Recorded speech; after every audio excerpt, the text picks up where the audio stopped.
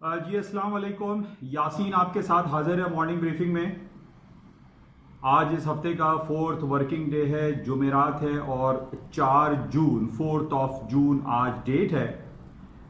और जो हालात हाजरा और ख़बरों के हवाले से आपसे के साथ डेली मेरी मुलाकात होती है, इस हवाले से जो 3-4 दिनों से हमारे पास जो ख़बरें सबसे ज़्यादा गर्मा गर्म हैं वो अमेरिका में होने वाले जॉर्ज फ्लॉयड की हलाकत के हवाले से। पिछले एक हफ्ते से पूरे अमेरिका में आप कह लीजिए तकरीबन 30 से 40 शहरों में कर्फ्यू का निफाज है और ख़बरें ये आ रही हैं कि बहुत सारे इलाकों में कर्फ्यू की वायलेशन की गई। रात में 6 बजे से सुबह 6 बजे तक जो वहाँ कर्फ्यू लगाया जा रहा है उसके अंदर लोग बहुत ज़्यादा उसकी वायलेशन कर रहे हैं, बाहर निकल रहे हैं। लूट मार का जो बाजार है वो गर्म है। बहरहाल इस हवाले से कल रात हमने ये देखा कि बहुत सारी बातें इसमें हो रही होती हैं कि जनाब अमेरिका की स्टॉक मार्केटें इन तमाम खबरों के बावजूद हाई पे हाई ऊपर की जानिब क्यों गामजन हैं। तो इसके हवाले से मैंने आपसे ये जिक्र किया था कि जनाब ये एक हंगामा आराई थी, वायलेंस था, ये कोई जंग नहीं थी। और इस बेसिस पे कल हमने देखा कि मार्केटें जो है जो मंडे को डाउन खुली थी उसके बाद स्टॉक मार्केटें अमेरिका की ऊपर की तरफ चलती चली गई। और कुछ सूरत हाल कल भी ऐसी रही, मार्केटें हायर साइड पे गई। लेकिन कल टेक्निकल ग्राउंड पे मैं जैसे हमेशा आपसे ये कहता हूं कि चाहे एसएनपी के स्ट्रीम लाइन इंडेक्स है, एसएनपी, डाउ जोन्स, नेस्डैक हो या गोल्ड सिल्वर या करेंसी मार्केट हो, इसकी टेक्निकलिटीज को आप जरूर मलहूज खातिर रखें। और कल कुछ ऐसे ही हुआ कि अमेरिका की स्टॉक मार्केटें हाई पे हाई बनाती रही और इसमें एक इंपॉर्टेंट जो डाउ जोन्स का टेक्निकल ग्राउंड था वो 26,300 पे इसकी बड़ी भरपूर सेलिंग टेक्निकल लेवल था। 200 days and 150 days moving average जो था, जो सिंपल मूविंग एवरेज है, उस बेसिस पे मार्केट में एक स्लम्प, एक बहुत तेजी से जो है डाउनफॉल आया। और कल यही हमने देखा कि तमाम बैड न्यूज के बावजूद जो हम ये कहते रहे कि market why the market are going up, उस पर टेक्निकलिटीज बड़ी इंपॉर्टेंस रखती है। और कल यही हुआ कि 26,328 का हाई किया डाउ जोन्स ने और हाई बनाते ही साथ वेरी नेक्स्ट 13 मिनट्स में 14-15 मिनट्स में मार्केट 200 पॉइंट्स डाउन हो गई। तो हमें दोनों चीज़ों को जहन नशीन रखना चाहिए कि एक तरफ तो हमारे पास खबरें हैं और दूसरी तरफ टेक्निकल चार्ट्स जो बनते हैं उनको लाजमी हमें देखना चाहिए कि किन बेसिस पे मार्केट में सेलिंग आ सकती है, किन बेसिस पे मार्केट में बाइंग आ सकती है। चाहे वो खास तौर पर टेक्निकल्स हमें ये इंडिकेट करते हैं और जो हालात के हवाले से जो खबरें होती हैं वो हमें तो अक्सर डॉज कर जाती हैं कि खराब खबर पे मार्केट ऊपर और अच्छी खबर पे मार्केट नीचे हो जाती हैं। तो बहरहाल कल हमारे पास ये सूरत हाल रही और आज भी हम ये देख रहे हैं कि सुबह से पूरे यूरोप की और अमेरिका के जो फ्यूचर इंडेक्स हैं वो डाउन साइड पे है, नीचे हैं, मार्केट फॉलिंग साइड पर है। और उसकी वजह हम ये कह सकते हैं कि जरा अमेरिका में कोरोना वायरस पैंडेमिक के हवाले से और अब ये नई लहर जो वायलेंस की वहां पे जो नस्ल परस्ती के हवाले से शुरू हुई है, इन बेसिस पे स्टॉक मार्केट में थोड़ा डाउनफॉल आ सकता है। अच्छा, इसके साथ ही जो दूसरी खबरें हमारे पास चलती रहती हैं कि जनाब ट्रम्प साहब जो है वो ये कह रहे हैं वो सोशल मीडिया को बैन कर देंगे, ट्विटर, फेसबुक और बहुत सारे जो सोशल मीडिया है उनको बैन करेंगे। हालांकि उस बेसिस पे कोई मार्केट में स्लम्प नहीं आया, डाउनफॉल नहीं आया। और उन्होंने ये भी कहा कि वो वर्ल्ड हेल्थ ऑर्गेनाइजेशन को जो $500 मिलियन की सालाना पेमेंट करती है उसको भी विड्रॉ कर लेंगे। हालांकि ऐसा अभी तक कोई रिटन स्टेटमेंट ट्रम्प साहब की तरफ से या ट्रम्प एडमिनिस्ट्रेशन की तरफ से जारी नहीं हुआ। ये वर्ल्ड हेल्थ ऑर्गेनाइजेशन के जो चीफ हैं, जो इथोपियन हेड हैं, उन्होंने इस बात का इजहार किया है कि हमें कोई ऐसा लेटर मौसूल नहीं हुआ। और मुख्तलिफ हलकों से हमें यह भी खबर मिलती रहती है कि जनाब ट्रम्प साहब के पास इतनी पावर्स नहीं है कि वो इन तमाम चीज़ों को हैंडल कर सकें और वो बैन कर सकें और रोक सकें कि जनाब इन तमाम वर्ल्ड हेल्थ ऑर्गेनाइजेशन है या फेसबुक या ट्विटर को वो बैन कर दें। बहरहाल ये पॉइंट्स भी हमारे सामने रहता है। अच्छा, इसके साथ ही आज गोल्ड की मार्केट के हवाले से जो इंपॉर्टेंट फैक्टर है, जो आज हम ये देख रहे हैं कि कल गोल्ड की मार्केटें डाउन हुई तो स्टॉक मार्केटें हायर साइड पे गई, क्योंकि वाइस वर्सा चलता रहता है। ये रेसिप्रोकल एक सिलसिला रहता है कि स्टॉक मार्केट ऊपर जाती है तो गोल्ड नीचे आता है, गोल्ड नीचे जाता है तो स्टॉक ऊपर चले जाते हैं।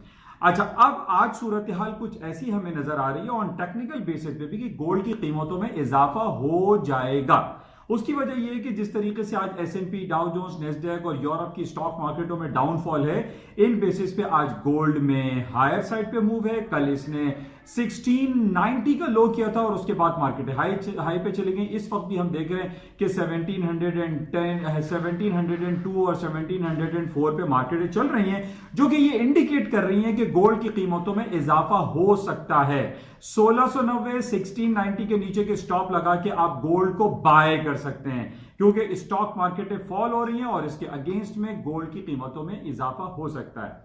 अच्छा, आज हम ये देख रहे हैं कि करेंसी मार्केट थोड़ी सी डाउन साइड पे है। स्टर्लिंग यूरो 50-60 पॉइंट डाउन है। उसकी वजह यह है कि आज यूरोपियन सेंट्रल बैंक की मीटिंग है। आज पाकिस्तानी वक्त के मुताबिक 5:30 बजे इनकी प्रेस कॉन्फ्रेंस है और 4:45 पे यूरोपियन सेंट्रल बैंक के इंटरेस्ट रेट का अनाउंसमेंट आएगा, जिसमें जो लास्ट इनकी इंटरेस्ट रेट है वो 0%, जो कि हिस्ट्री लोएस्ट लेवल पे चल रहा है, और इनका जो डिपॉजिट रेट है वो माइनस टेरिटरी में है, यानी -0.50 इनका इंटरेस्ट रेट, जो डिपॉजिट रेट है वो नेगेटिव टेरिटरी में है।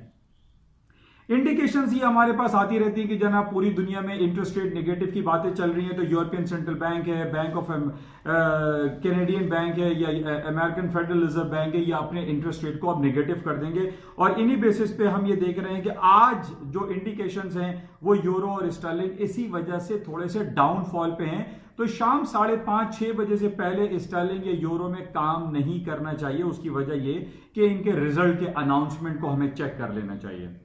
बहरहाल ये इंपॉर्टेंट है गोल्ड, सिल्वर और करेंसी के हवाले से। ऑयल की मार्केट थोड़ी सी डाउन हो सकती है, कल $38 तक चली गई थी। मैंने आपको $41 का एक इंडिकेशन दी हुई है कि मार्केट माइट पॉसिबल $41 तक चली जाए। लेकिन जिस तरीके से आज हम ये देख रहे हैं कि पूरी दुनिया की स्टॉक मार्केट डाउन है, टेक्निकल ग्राउंड्स पे फॉल है, प्रोटेस्ट का सिलसिला न सिर्फ अमेरिका में है बल्कि यूरोप के बहुत सारे ममालिक में को गोरे और काले की जो रेसिज्म के हवाले से जो सिलसिला है वो यूरोप में भी जोर पकड़ता चला जा रहा है, जिसकी वजह से आज स्टॉक मार्केटों में थोड़ा सा डाउनफॉल दिखाई दे रहा है।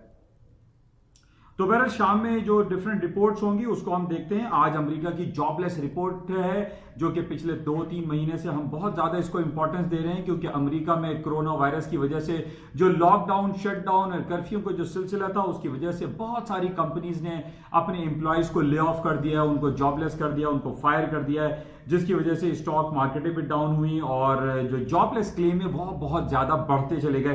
तकरीबन 3 से 4 करोड़ लोग ऐसे हैं पिछले 3 महीने में अमेरिका में वो ले ऑफ्स किए गए, उनके पास नौकरियां नहीं है, काम नहीं है, जो कि आज भी इसका इंपॉर्टेंट रिजल्ट है। बहरहाल शाम 5:30 बजे इसका रिपोर्ट हम देखेंगे कि क्या सूरत हाल रहती है। अच्छा, इसके अलावा एक करेंसी जो कि बहुत वीकर साइड पे चलती चली जा रही है, that is Japanese yen. Japanese yen versus US dollar 109 से क्रॉस कर गई है और इसमें जो टेक्निकल इंडिकेटर्स हैं वो ये कह रहे हैं कि ये 110, 112 तक मार्केट जा सकती है। जापानीज येन को सेलिंग चांस लेना चाहिए, तो ये बड़ा इंपॉर्टेंट है। अच्छा, आज हमारे पास जो खबर डिफरेंट लगी हुई है उसमें एक तालिबान के हवाले से, जो कि मैं रोजाना आपसे ये बयान अक्सर करता हूं कि जनाब जब भी पूरी दुनिया में जो हालात खराब या संगीन सूरत हाल इख्तियार करते हैं तो गोल्ड की कीमतों में इजाफा होता है। आज हम देख रहे हैं कि जिस तरीके से यूरोप में और अमेरिका में ये रेसिज्म के खिलाफ प्रोटेस्ट हो रहा है, लोग सड़कों पर निकले हुए हैं, कर्फ्यू की खिलाफ वर्जी की जा रही है, और इसके साथ जो हमारे पास डिफरेंट रिपोर्ट्स आ रही हैं उसमें जैसे तालिबान है, या तालिबान में अफगानिस्तान में तकरीबन 9 से 10 लोग रोजाना मार दिए जाते हैं इन बेसिस पे, या फिर हमारे पास ये खबर आ रही है कि जनाब अमेरिका जो है अब इनखिला कर रहा है और वो जल्द अफगानिस्तान से निकल जाएगा, लेकिन अभी तक स्लो मूव में चल रहा है, कोई इतनी तेजी से वहां पे इनखिला नहीं हो रहा है। तो इन नेगेटिव खबरों को आप जहन में रखें। नेगेटिव खबरों पे जिस तरीके से अमेरिका और चाइना के दरमियान जो हांगकांग के हवाले से बहुत ज्यादा प्रोटेस्ट हो रहा है और चाइना जो है वार्न करता चला जा रहा है अमेरिका के वो हांगकांग के हवाले से मदाखलत ना करे, और इसके अलावा आज चाइना ने बरतानिया को भी वार्न किया है कि अगर बरतानिया ने हांगकांग के हवाले से चाइना के इंटरनल मैटर में मदाखलत की तो उसको भयानक रिजल्ट्स भुगतने होंगे। क्योंकि हम ये देख रहे हैं कि 1997 आज से तकरीबन 23 इयर्स बैक जब 100 साल के पट्टे पे हांगकांग था और हांगकांग बरतानिया के तसल्लुत में था, उसने 1997 23 इयर्स बैक बरतानिया ने उससे विड्रॉ किया, यानी उसका जो 100 साल का कॉन्ट्रैक्ट था, जो पट्टा था, वो खत्म हो गया और उसने हांगकांग को चाइना के हवाले कर दिया। अब बरतानिया ये कहता है कि चाइना 100 साल तक बरतानिया के अंडर में रहा, तो हांगकांग में जो एट्रॉसिटीज हो रही हैं, जो ज्यादतियां हो रही हैं, उसके खिलाफ बरतानिया खामोश नहीं रहेगा। बल्कि उसने यहां तक यह बात कह दी है कि बरतानिया उन तमाम लोगों को सिटीजनशिप भी दे सकता है अगर हांगकांग में रहने वाले लोग परेशानी का सामना करना पड़ा उनको, तो वो बरतानिया उनको वीजा भी देगा और उनको इन लॉन्गर पीरियड ऑफ टाइम में उनको सिटीजनशिप अलाउ करेगा। तो ये बड़ा नेगेटिव है और चाइना ये बरतानिया को भी वार्न कर रहा है, अमेरिका को भी वार्न कर रहा है कि वो अब चाइना का जो इंटरनल मैटर है अब हांगकांग का, उसके अंदर मदाखलत नहीं करे। तो ये देखिए, जितने भी हमारे पास नेगेटिव कमेंट्स आते हैं या ये वार्निंग के हवाले से जो सिलसिले होते हैं, इसमें हम गोल्ड की कीमतों में तेजी देखते हैं और यही कुछ आज भी दिखाई दे रहा है कि गोल्ड का जो इंपॉर्टेंट सपोर्टिंग लेवल था 1619, कल भी इसने 1689 का लो करके मार्केट वहां से तकरीबन $15 अपसाइड पे चली गई है। तो गोल्ड की कीमतों में तेजी हो सकती है क्योंकि जितनी भी जो जियोपॉलिटिकल सिचुएशन है, चाहे वो कश्मीर का हवाला हो, चाहे वो सऊदी अरब और यमन में गंभीर सूरत हाल हो, या सीरिया, फलस्तीन या इसराइल में जो हंगामा आराई होती है, इन बेसिस पे हम ये कह सकते हैं कि गोल्ड की कीमतों में डाउनफॉल फिलहाल नहीं आएगा अनटिल एंड अनलेस ये 1619 के लेवल को क्रॉस ना कर दे। बहरहाल इसका अभी टेक्निकल लेवल जो हमारे सामने आ रहा है वो 1700 का एक छोटा लेवल है, लेकिन मार्केट में on the basis of these all technicalities and on the basis of these all negative खबर जो पूरे यूरोप और अमेरिका में एक आग लगी हुई है रेसिज्म के खिलाफ, उसके बेसिस पे हम गोल्ड की कीमतों में तेजी देख रहे हैं। अच्छा, तेल की कीमतों में बहुत मिक्स है, कोई चांस अभी फिलहाल लेते हुए मुनासिब स्टेज दिखाई नहीं दे रही है, लेकिन लॉन्गर पीरियड ऑफ टाइम में हमें यही फीलिंग्स हैं कि तेल की कीमतें $41 तक चली जाएंगी। कोई सर्टेन स्टॉप लगा के आप इसमें बाइंग चांस ले सकते हैं। अच्छा, एक इंपॉर्टेंट जो कोरोना वायरस के हवाले से खबरें चल रही हैं कि जनाब हाइड्रो ऑक्सीक्लोरोक्विन, ये एक ड्रग है, इसको बैन कर दिया था 25 मई को WHO ने।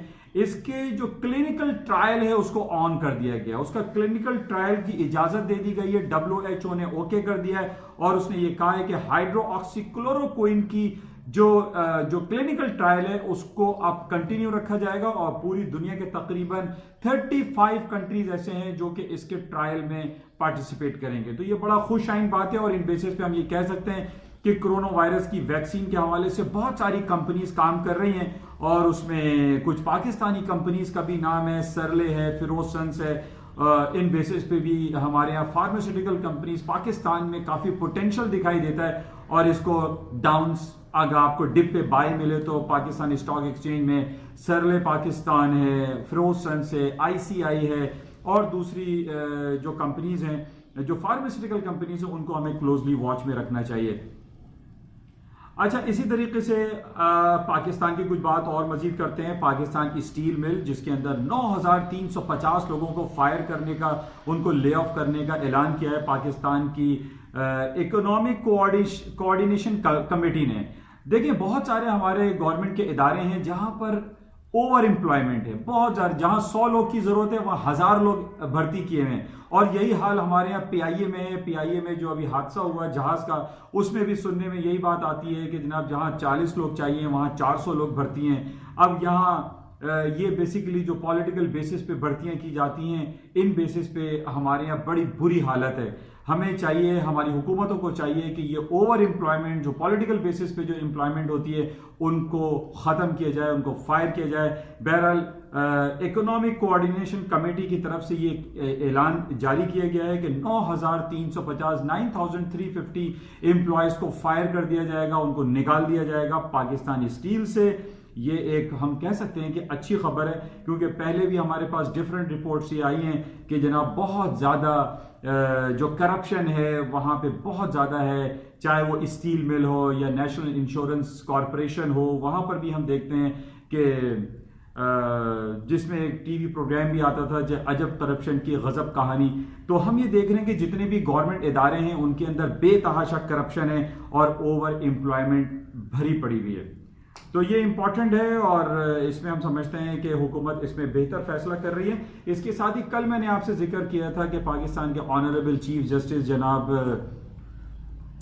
काजी फायज ईसा का केस चल रहा है। उसमें हमारी ये दरख्वास्त है, ये गुजारिश है, काजी फायज ईसा ऑनरेबल जज रहे हैं हमारे, उनसे जो गुजारिश की जा रही है उनके खिलाफ जो केस है उनको चाहिए कि वो क्लियर होकर तमाम मामलात को क्लियर करें, तमाम सवालों के जवाब दे दें। उनकी अहलिया और उनके बच्चों के हवाले से जो ये है कि लंदन में उनके खिलाफ उनके नाम से प्रॉपर्टीज़ हैं तो वो बता दें, मनी ट्रेल दे दें। इसमें इतना ज़्यादा इबहाम, इतना ज़्यादा जो है नेगेटिव में नहीं जाना चाहिए। जो सीधा सीधा सवाल है वो उनको दे देना चाहिए ताकि एक आम पाकिस्तानी को जो हमारा जुडिशरी सिस्टम है उसके ऊपर एतमाद बहाल रहे।